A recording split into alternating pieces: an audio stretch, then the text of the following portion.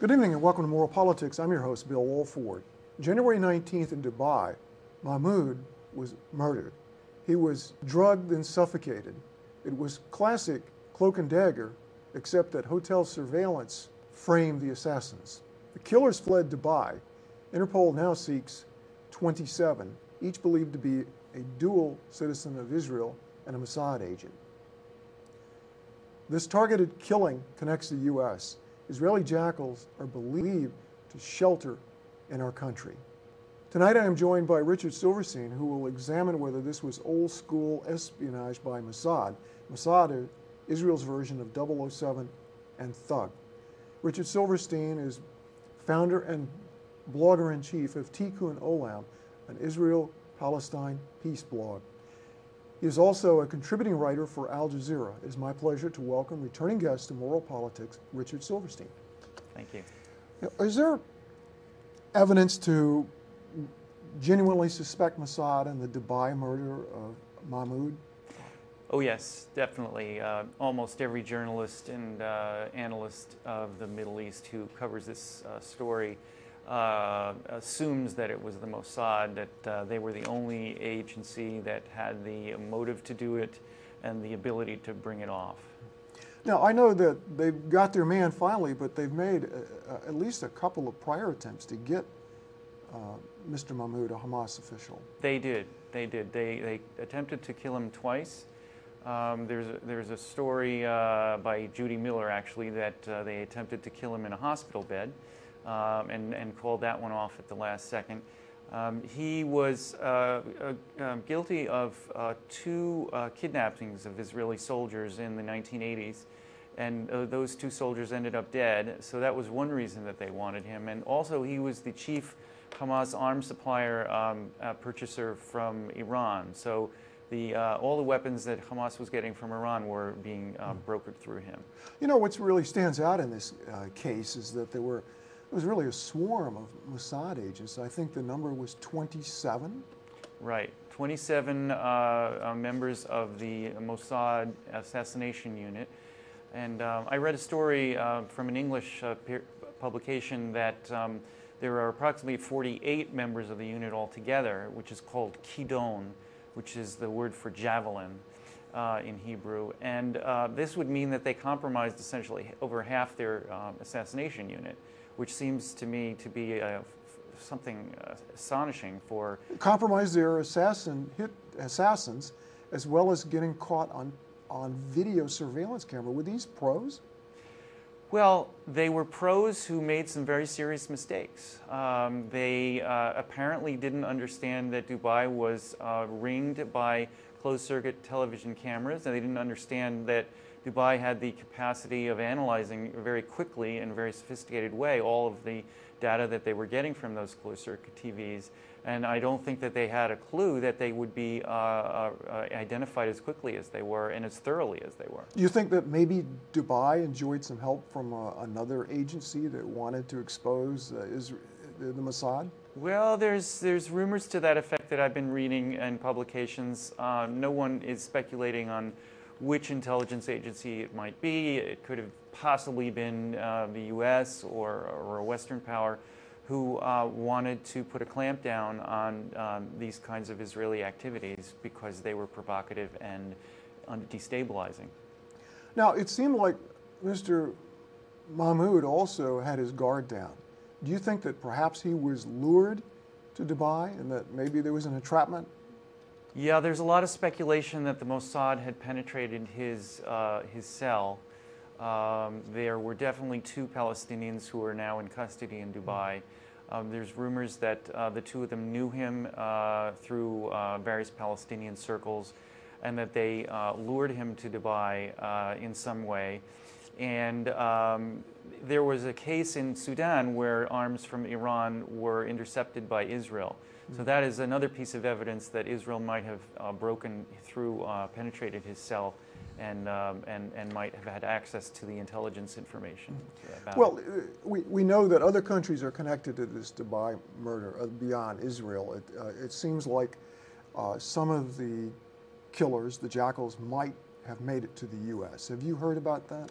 Oh yes, it's been reported that 2 of the 27 actually fled to the U.S., one right after the killing and one a few weeks later.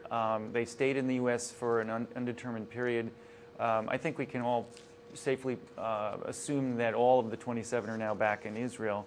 But they stayed in the United States for a certain period of time. They, not just these 2, but a whole group of them. I think there were 14 U.S.-issued credit cards on a bank in Iowa, I believe, and the debit cards, I should say, were actually arranged through a third party, an Israeli-American company called Payoneer, P-A-Y-O-N-E-E-R. Payoneer's CEO is a former Israeli Army Special Forces officer, and he's been on air on Fox News speaking on behalf of the IDF during the war in Gaza. There's a very clear connection. It's unlikely that our U.S. CIA or FBI wouldn't be aware of this, you would think. Yes, and I think that a number of people are becoming more and more concerned that with the level of penetration of the Mossad in this assassination into the U.S., and the lack of apparent response on the part of U.S. authorities to this. The fact that banking laws were violated by procuring fraudulent cards in the way that they did. There's another report from Bloomberg that these 2 agents actually had work with an American company while they were here. And so the Mossad is active in the U.S., at least in terms of developing false identities. Well, Mossad, aside from this case of these 2, there's clearly the Mossad is active in the United States. But you know, it seems like Dubai, through Interpol, issued what are they calling it? Red cards now? Red They're upping cards. the ante for the United States to get off the fence and turn over the killers. In fact, there's been speculation in the media saying that what Dubai is now telling the world is, okay, we've done the spade work for you. We've identified all the fraudulent uses of your passports in Australia, Ireland, France, Germany, Britain, and now we need you to go after the violations of law that have happened to your citizens or on your soil. Are those pictures actually going to identify the perpetrators? Yes, yes. There's speculation that the pictures may have been photoshopped to prevent them being successfully used with image recognition software, which allows you to go through millions of pictures and look at them and match up an image with something you have in an archive, which would enable you to identify the real identity of the people. But that doesn't mean that you can't tell who the person is from just looking at the picture. So yes, these 27 people are totally compromised now. Yeah. Now, would you classify this Dubai assassination as a spy debacle for Israel?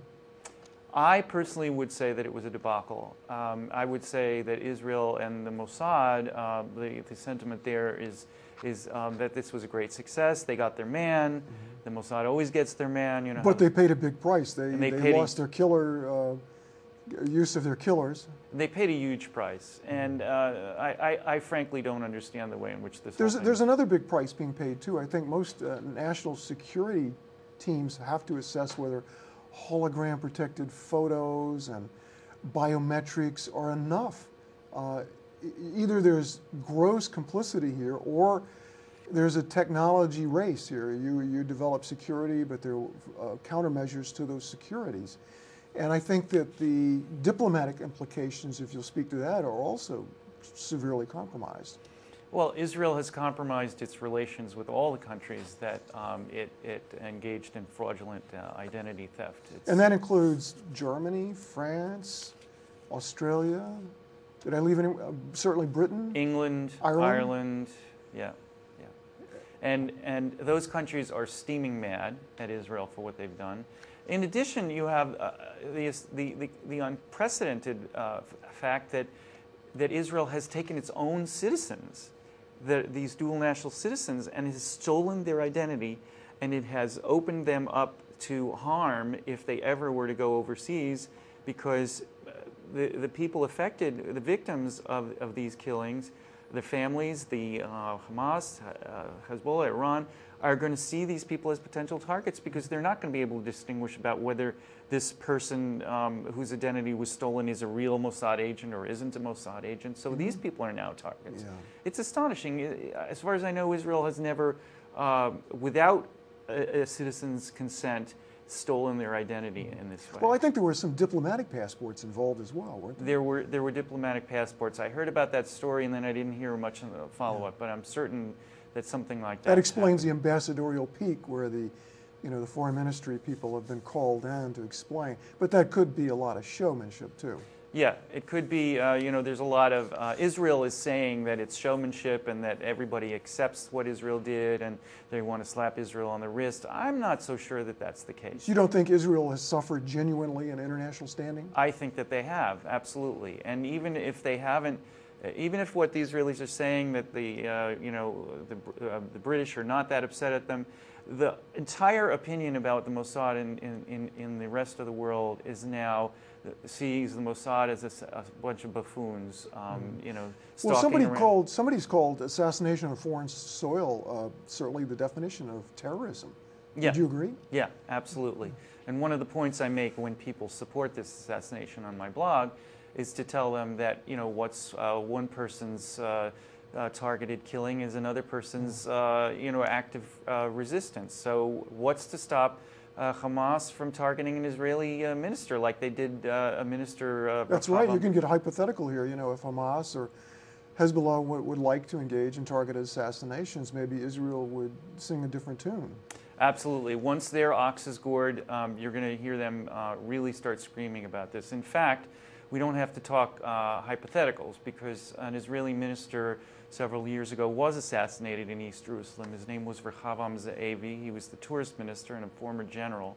He was assassinated by Palestinian militants, and the militants were captured and they were tried, and they're seen in Israel as just scummy terrorists. Mm-hmm. Well, what is the difference between a Mossad assassin and an Islamic Jihad assassin? It's like you said, it depends on which side of the issue you're on as to whether it's a good guy or a bad guy. Yeah.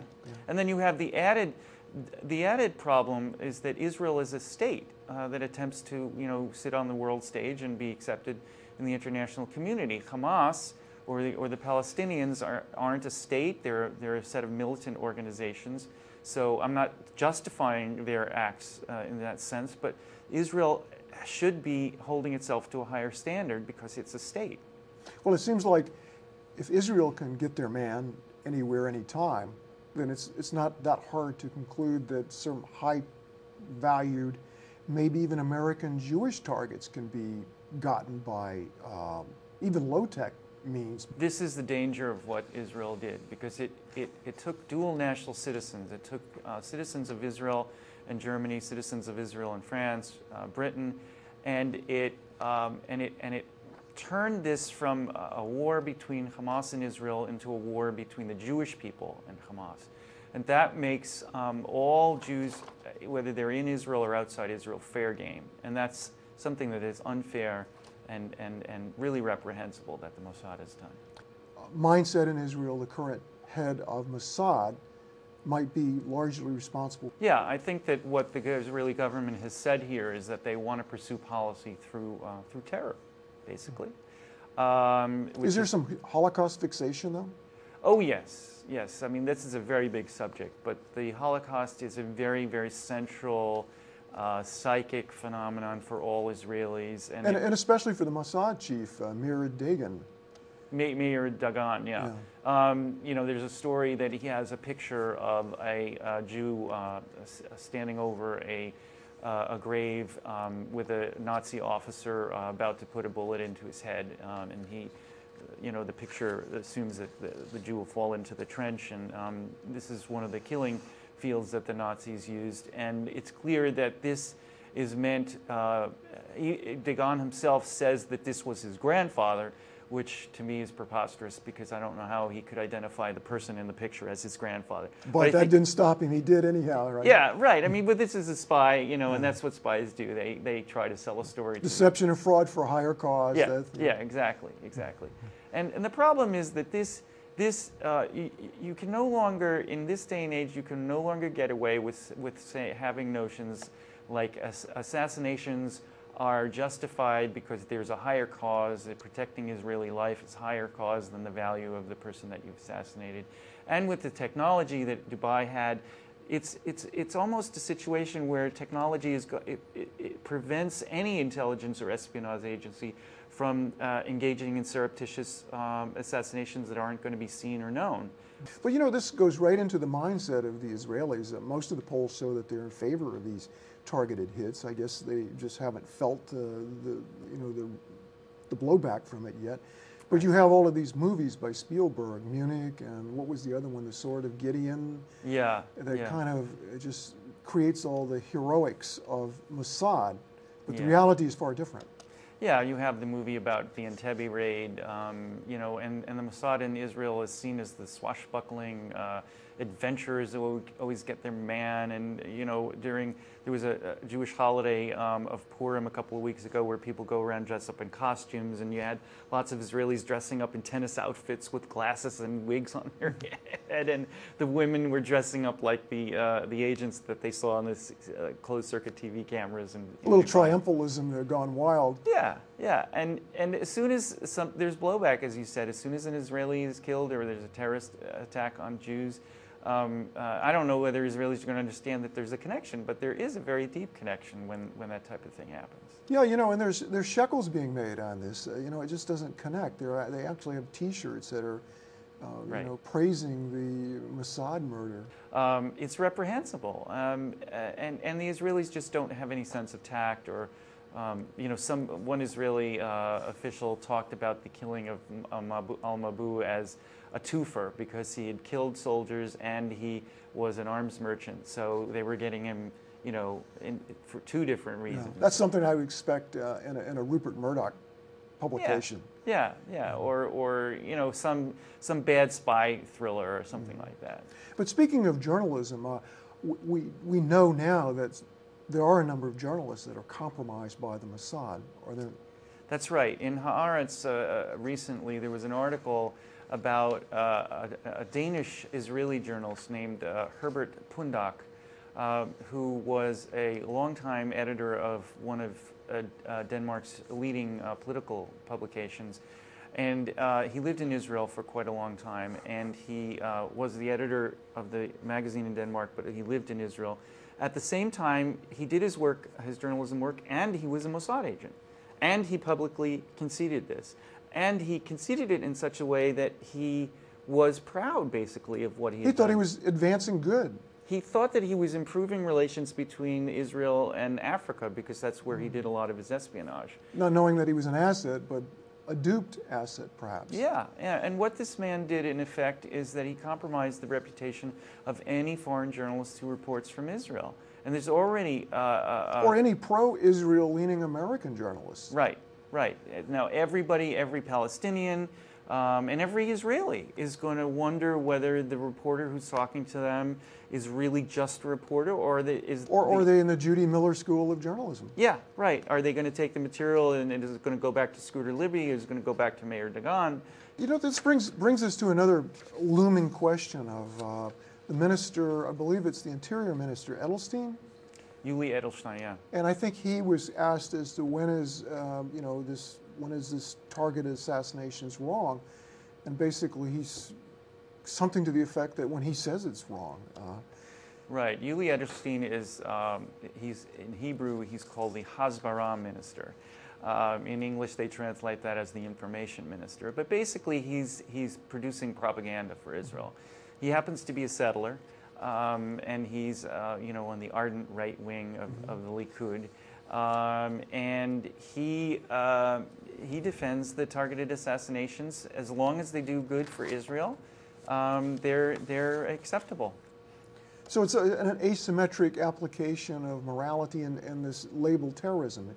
Only they can be a terrorist. The other is always the terrorist. We're never a terrorist. Absolutely. If Israel's ox is gored, then Israel's justified in going after anyone by any means necessary. But when Israel gores someone else's ox, then Israel is always justified in what it did. It's a very, like, you know, in the notes that I saw that we put together for the show, you mentioned the term narcissism. It's really a very, very narcissistic view because it views what what Israel needs is central to the whole universe. And there is nothing in terms of what Israel needs to do on behalf of others to achieve its own interests. It's always me, and what I need, and what I do to others has no bearing on anything. And what I say about others can never be turned around and used on me. It doesn't apply this way, only that way, that sort of thing. It's a very selective view of morality, very cynical and very self-interested. And that's why this Mossad killing, this Dubai assassination is so damaging for Israel, not just for Israel's espionage, but for Israel itself. I think that that's really one of the most important things. It really brings Israel's stature down in the world. It's already low to begin with. No one trusts Israel. No one will trust Israel. Israel is a pariah. It just doesn't do any good whatsoever to them. Now, I know the Supreme Court of Israel has visited this question of targeted assassination and basically given a green light, but there are caveats to it. Yes, there are. Basically, you're only allowed to do a targeted assassination if the person who will be the victim is a ticking bomb. And by that they mean someone who is on their way to commit a terrorist act or is doing some key element in a terrorist act. They have to be an imminent danger to Israelis. They also have to be, if they are to be killed, they have to be killed in such a way that there is no danger to civilians, to innocent civilians.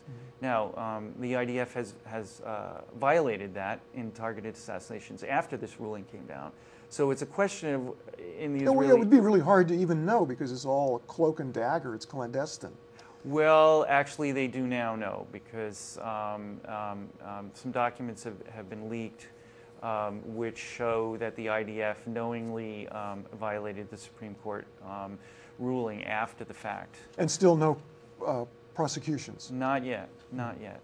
So we're hoping that there will be, right now the IDF largely has impunity, and we would like some culpability. Yeah. Well, the Mossad has a long list of hits, and you have to wonder, have they been effective? Did they really accomplish any mission objective? I would completely refute the notion that targeted killings serve any beneficial impact at all. They have a short-term impact that they knock out one particular individual, or if you want to look at the whole history of it, let's say they knock out a couple of hundred individuals who may have key roles at the time in which they're killed. These people are very easily replaced. It's,